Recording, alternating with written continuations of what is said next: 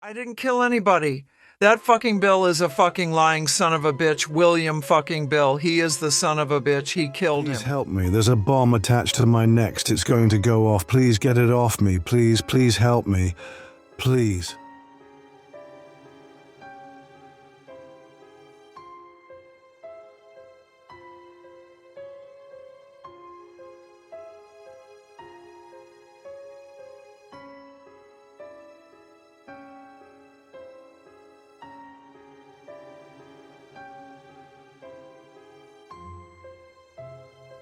Hello, everybody. This is Greg Stewart, and welcome to Criminal Psychology Files.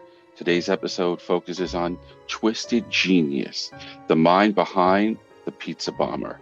Coming up in just a moment, we're going to connect on the players or the cast of characters in this and how this transpired in reference to one of Erie, Pennsylvania's most eerie crimes in their history, as well as any history, really, when you see how this comes into fruition.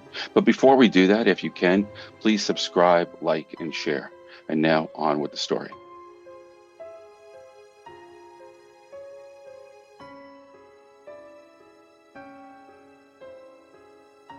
Hello, 911. Where's your emergency? Yes, hello. We just been robbed. The man had a large thing wrapped around his neck with a shirt that said guess. He said it was a bomb and that he needed $250,000. I said there is no access to the vault and I can only give him what is in the draw.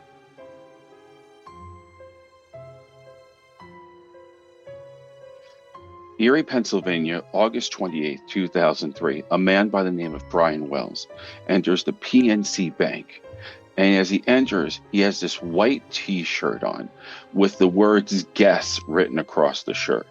Now, he comes up to the teller and he emphasizes, I'm robbing your bank. And he also has a cane that doubles as a gun.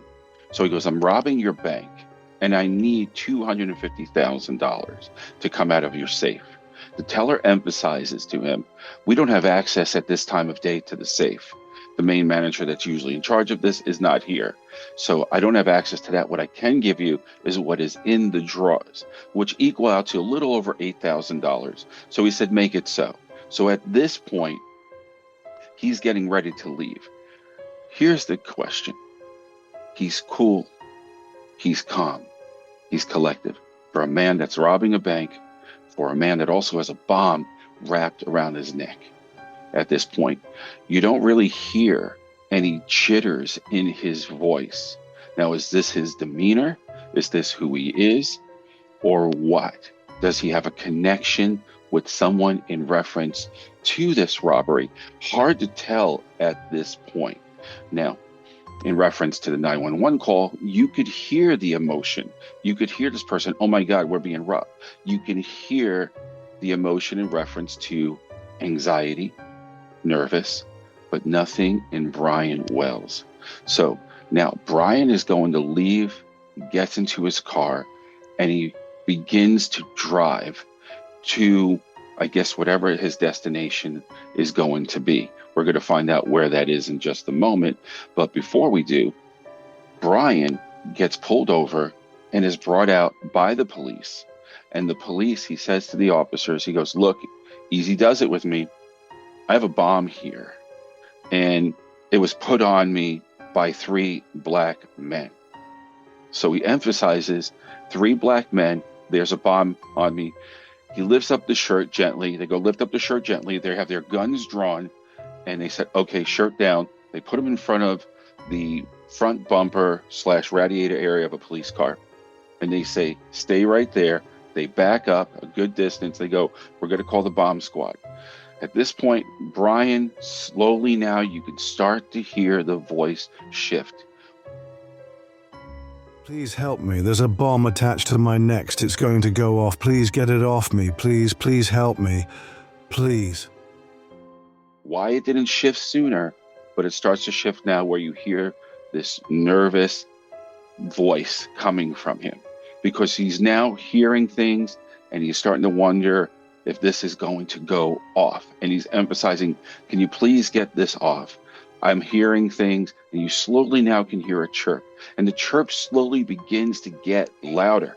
So now They're pretty convinced that this could be the real deal. At first, the officers wasn't sure what this apparatus is or was, but they're hearing a chirp and they're backing up. They got their guns drawn and they said, look, the bomb squad is on its way. They're about 10 miles away. And he goes, please, I need this off now. Now you're hearing the adrenaline pick up even more, the anxiety even more. And you could see from a distance the fear in his face, his micro expressions, if you will. And you could see the officers looking at this person. Brian knows he's running out of time. And as it's running out of time, the beep, the chirp is getting faster and faster, which is emphasizing the bomb has several seconds before. Boom. And unfortunately, Brian Wells meets his demise. Now the police have to investigate in reference to Brian. Like, where was he last? Where did this bomb come from? And that's exactly what they do. Here's what I have so far. Brian Wells, the deceased, works at this local pizzeria. He took a call to deliver a pizza. What's odd to me is that he was off the clock and he volunteered to take this last call after his shift, which was out in the middle of freaking nowhere, meets 3 black men, and they strap a bomb on him and they say, go rob this bank. Here is your directions of what to do next. And they give a gun disguised as a cane. And on his front seat of his vehicle are all of these papers describing how to disarm the bomb after you drop off the money at the designated location. If you have a bomb on you and they didn't have a remote, why not contact us first? This robbery was set to fail. He wasn't getting out of this alive. So unfortunately, Brian is killed and the investigation begins. And the police doesn't have much to go on. They only know that he was working, he was off the clock, a call came in at a specific time as if they knew he was going to be off at this time. So he says, I'm going to take this last call, if that's okay. Everybody's like, yeah, sure, take it, Brian. He's been there for years, very reliable. So he takes the call, goes out in the middle of nowhere, meets 3 people. They put the bomb, they give him directions, and you know the rest is history. No pun intended. Now, the police begin their investigation. They realize he worked at a pizza place, and they said, yeah, he took the call. And they went out to this place in the middle of nowhere, and they see his footmarks, and they see nothing but wood terrain. And behind the wood is some homes, but a little bit of a distance, but you could walk through like a path, if you will, in the woods. And then they see another area, and just in the distance, they can't get there by foot. It's a separate road. So it's like the woods, and then there's a separate road. And they notice a van is eyeballing them, but they can't make out the people or the person in the van at all. And when the van's driver, if you will, notices that the officer who is on foot looking for clues in this area where the pizza was basically delivered to, the van speeds off. The van speeds off, and this was all they really had. And so some weeks go by, they keep the case open, but not much to go on. Again, cameras on poles in cities wasn't really abundant at this time, so they couldn't even track license plates. So now we go into the meeting of a person by the name of William, aka Bill Rothstein, and how he plays a part in this case in reference to the demise of Brian Wells. Hello, 911. Where is your emergency? Yeah, hello. This is William Rothstein. I'm calling to ask you to get Marjorie Diehl-Armstrong out of my home and have her arrested. She had me store a body in my freezer. It's a guy she killed a while back. You need to have her arrested. All right, so now we're going to get into the other characters here. A lady by the name of Marjorie Armstrong, and of course, William, aka Bill Rothstein. We'll start with Bill. And Bill calls and makes a 911 call in reference to Marjorie. Now, both individuals are extremely intelligent. They've gone far in their life in reference to the form of education. And both thought that when it comes to talking to anybody, because of their lifestyle, because of what they achieved in life, that they were the smartest people in the room because everything they had to do, basically in reference to work and schooling, equal to education and people looking at them and putting them on a pedestal in reference to their intelligence. So Bill is speaking to the dispatcher, and he emphasizes that Marjorie is very intelligent, very scary, and I've been with this woman. I've dated her twice in our lifetime. It just didn't work out, but we've remained friends. And there's a reason why there's a body in my home. Marjorie killed her ex, and she knew that this was not obviously a good thing. She asked me to store the body. The dispatcher then says, well, why would you do that? And he goes, I don't know. You know, I knew she would be in big trouble. And this person I wasn't very fond of him. And therefore, I wanted to help Marjorie. And to be quite honest, she's scary. She got away with murder years ago. And so this time it was a little stronger because she shot the guy in the head, where the other person, she claimed self-defense. And now that we've had the body, we can no longer do that. And I wasn't involved. I'm saying we, but I'm not involved other than storing it in my freezer. So I need you to get rid of her, because if she knows I've even made this call, she's going to probably try to kill me next. So the dispatcher says, stay put. Let's get some police over to you. In the meantime, while you're waiting for officers to talk to you, I want you to talk to someone. And it just so happened that the officer / detective, he actually knew Bill briefly from being at a hall of some sort where there was an event. So he remembered Bill, and they kind of coexisted in reference to remembering, oh yeah, you know, that's right, we had that same similar connection of people that we knew. So yeah, good to hear from you. Right now I'm in trouble. I have this woman, she's a bit out there, very scary, and I don't want to die. All right, well, we're gonna bring you in, and then Bill interrupts them and says, get her first though, right? Get her first. Well, Bill, we need to kind of put the facts together. We need to see, you know, this body. We need to do such and such. I understand. All right, well, do that and get me into a safe place. So that's what ends up happening. And then they realize, they see the body, and they realize we have another homicide. And the thought goes through the detective's mind. Bill is awfully frightened of Marjorie. Now, I would be too. This person shot her ex in the back of the head. And Bill dated her on 2 occasions. So he's petrified for his life. He wants Marjorie out of the house. He wants to make sure she's locked up so he can't hurt him. Even though this big, intelligent, strong man is capable of defending himself, but something about Marjorie. What is it about Marjorie that is so frightening? Hello, Marjorie. We are placing you under arrest for the murder of James Roden. You have the right to remain silent. Whatever you say will be held against you in the court of law. Do you understand the rights that I just read to you? I didn't kill anybody.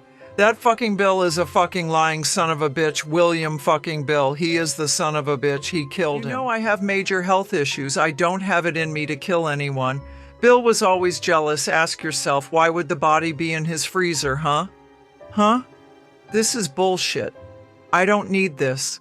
I am clinically depressed and anxious. This shit isn't helping me one bit. So Marjorie is now brought in for questioning because she knew the individual. She had a relationship with him. And Marjorie also had a past in reference to where she was basically blamed for killing someone. She claimed self-defense. And not only did she win in reference to her freedom, but she also collected $188,000. And then she made the statement that, I'd like a piece of his bone, maybe the leg bone, maybe the foot. In case cloning gets better, I would like to make a better version of him. Very odd. Now, Marjorie also emphasized her health issues. She emphasized that I'm clinically depressed. This is making me more anxious. And Margie can do this because up until the cases, and when you looked into her background, as intelligent as she is/was, well, one of the key factors is that with her intelligence, maybe she put a lot of pressure on herself, but she was in and out of doctors to the point that she would claim I'm bipolar. Some doctors agreed with that, but most didn't. Most said, you know what? You're a narcissist. You expect things, you expect people to do things, and at that point, where she didn't let herself go as much because she couldn't hold a job, which led into her depression, she lost her looks, and her looks were very important because she really believed she was the most beautiful young woman at that time in Erie, Pennsylvania. But as time elapsed, she didn't have that same feel anymore. She put on weight, so she still had that manipulating trait. So people said, you know what? Life didn't fall into where you thought you were going to be. You thought you could control people, and therefore you couldn't because you seen people as an object rather than as a person. So you're a narcissist. You just want people to do as you say. And when you don't get your way, this is how you respond. Well, you're not getting your way today. We're going to get into finding out more about your relationship with this person as well as why he is dead. And she said, well, don't forget Bill. Oh, we're not forgetting Bill. We're investigating him as well. He was in Bill's freezer. So we're going to get to the bottom of this. Don't you worry. My relationship with Marjorie you already know. I don't understand why you keep asking me the same questions. I already told you they had issues.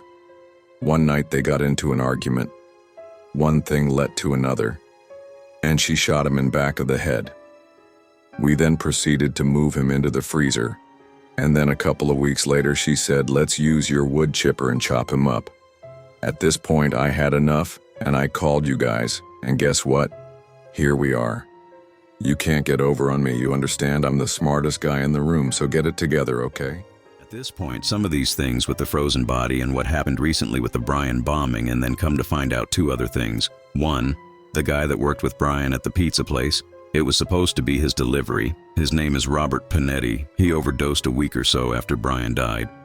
So I asked Bill, so Bill, did you by chance know a Brian Wells, that pizza guy who died from the bank heist last week, or his co-worker Robert Panetti? And the only reason I ask this is because Brian delivered pizza in the field, which is right behind your house. So you can understand why I am asking this question. I don't know any of those people, and I don't want to talk about people that I know nothing about. Don't waste my time. I think we're good here. I'm done.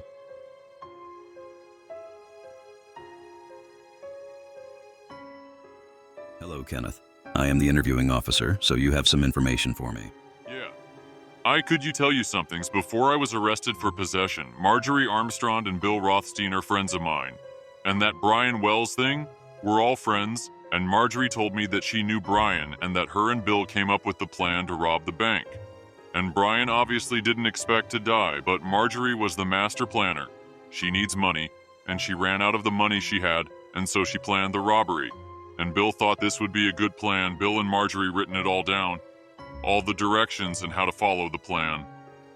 But I was the one originally that was supposed to kill Marjorie's father, and she would get an inheritance and she would pay me to do it, you see.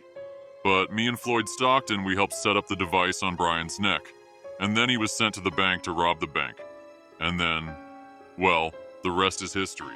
Now, William Bill Rothstein was never arrested because he came in on his own free will. And surprisingly, even though they found a body in his freezer, Marjorie emphasized eventually that she did shoot the person in the freezer, Rodin, in the back of the head for self-defense. In the meantime, they're investigating Brian Wells and the bomb that murdered him. Enter Kenneth Barnes and Floyd Stockton. Kenneth Barnes was in a jail cell, and he was there for drug possession, and he wanted out, or at least a reduced sentence in his drug possession, not realizing that he was now going to be a co-conspirator for the the Brian Wells case / Marjorie and William Rothstein. So he emphasizes that I have some information, but I want to get a reduced sentence. So there's an agreement made that, okay, what can you tell me? And he said, on that day where Brian Wells went to the bank, this was all fabricated. This was all planned. And we were all in on it. And Floyd, who was also a friend of William as well as Marjorie, and Brian was there in the mix somehow as well. I don't know exactly, but he was there. Obviously, we met up with him. We were the guys who put the bomb on him. So then he goes over to the bank, and well, you know what happened there. But Marjorie and Bill, they were the master planners. They were the master planners here. And the reason why the body of Roden was still in there was because Bill was still making the plan up in reference to what to do with Marjorie, in reference to basically making a patsy and killing Brian Wells. And Floyd was there as well because, you know, we wanted to get this money. So this is really what transpired. This is what happened. And we'll go to court with this, and we could definitely tell you our side of the story, but it's all conclusive. So this is exactly what's brought up. And now they're going to put all the pieces together in reference to, we got this, we're going to put pressure on Marjorie of what we have.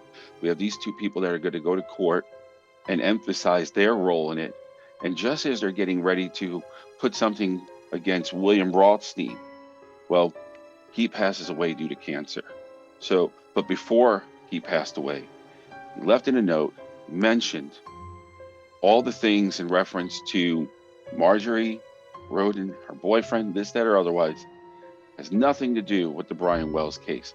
Why he said that, why he did this, why he even brought that up, I guess from the earlier interrogation, basically wanted to go with a clean slate that nothing had to do with, we wasn't involved with the Brian Wells. So there's that mystery. There is that mystery in reference to, were they involved or were there other people? But things are adding up from Bill's home and the patch of land back there where it just so happened Brian Wells would get the pizza delivery to, and all of a sudden the bomb is put on him. So that was right behind Rothstein's home, to a call, I'll take the order and I'll go there myself, to getting a gun with a cane and not saying, take this off me. Is this loaded? Okay, now get this off me. Nope, you followed the rules of engagement of this plan. So were you involved? There's so much mystery and detail.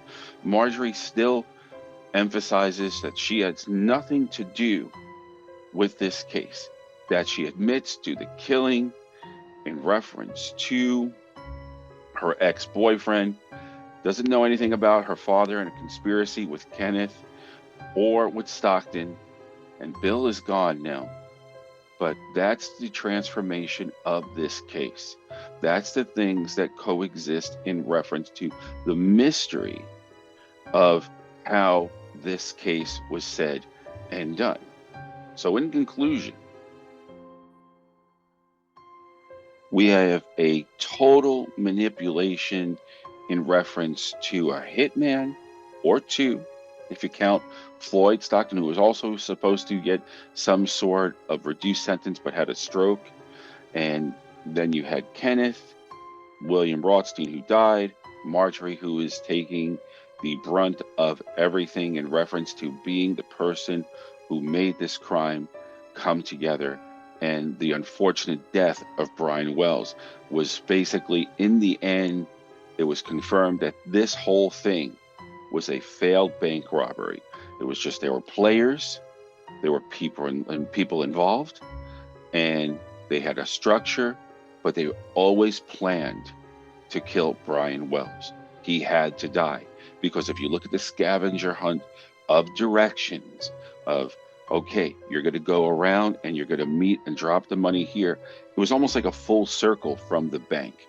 So with the time in reference to the bomb and when it was going to go off, because they emphasized you'd have like 15 minutes to possibly a half hour, move quick, and you'll be able to get this off of you. Now, according to Kenneth, he was led to believe that this was a fraud, this was a fake bomb, until the chirping, and then he realized that's why he was so calm going into the bank. But he realized later that this was the real deal. But at first, I need $250,000. We only have $8,000 here in the drawers. I can give you that. Okay, I'll take it. Then he drives off. He's got his directions. He gets pulled over. And as he's pulled over, well, the storyline is that he realizes he has a bomb. He realizes it's going to blow.